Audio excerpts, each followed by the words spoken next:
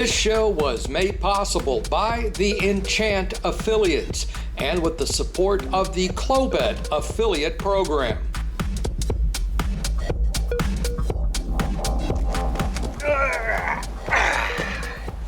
Big butt coming in for a landing. All right. Hello, my friends. J. Todd here, back with another edition of APCW Perspectives. And, as usual, there is no shortage of news to discuss. And, as usual, most of it is coming from the United Kingdom, where one of the last acts of Queen Elizabeth II was to appoint a brand new Prime Minister, Liz Truss, who officially took office on September 6th. And for the purposes of this show and our industry, this begs two questions. First, what does the new Prime Minister mean for our industry? And two, when exactly will the review of the Gambling Act be published? After all, there have been numerous delays up to this point, but we were led to believe that the white paper would be published after the new Prime Minister was selected. And now that's happened. I mean, I realize things are sort of in a suspended state in the UK right now with the Queen's funeral coming up, but I am curious if there will be any sort of announcement before Christmas.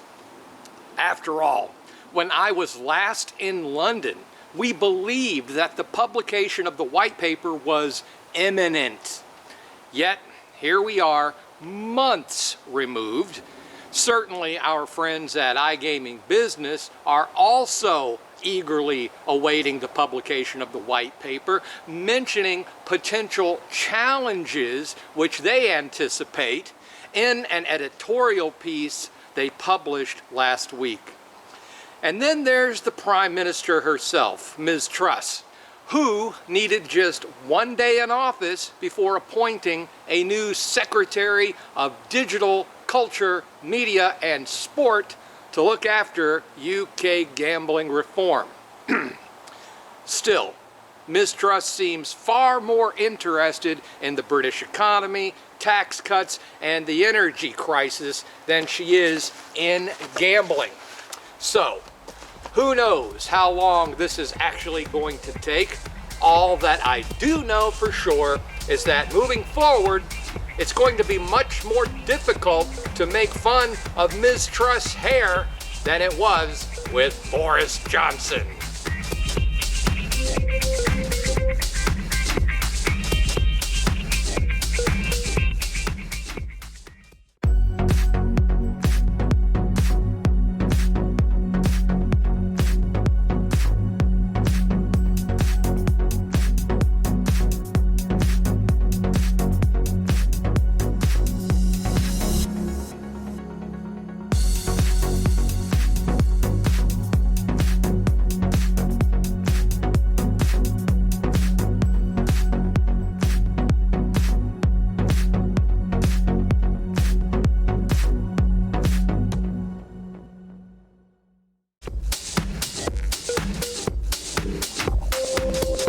Welcome back.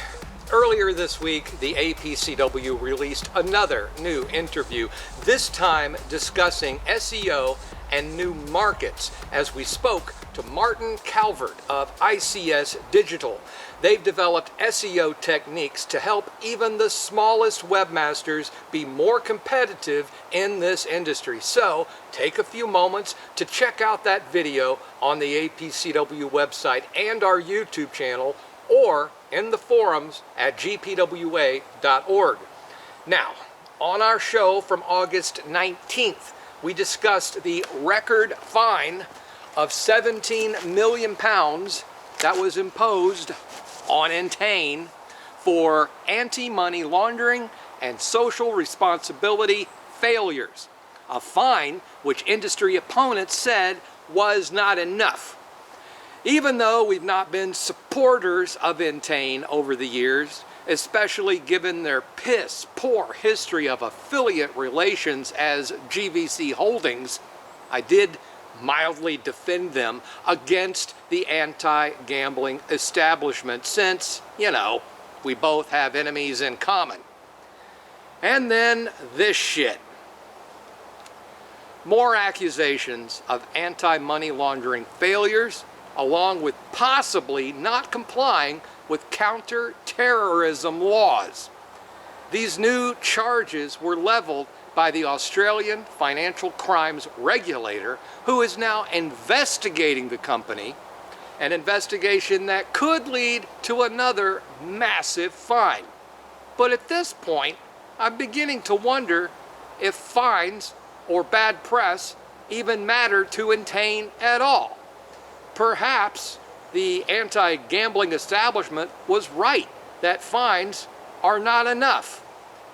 It certainly didn't matter to them when they were GVC, and as much as I hate to admit it, we may have to end up siding with industry opponents to get something done productive with Entain.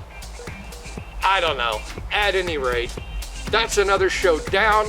We're another week closer to the Global Gaming Expo in Las Vegas in October, and I'm a week closer to retirement. God willing. Big butt going up.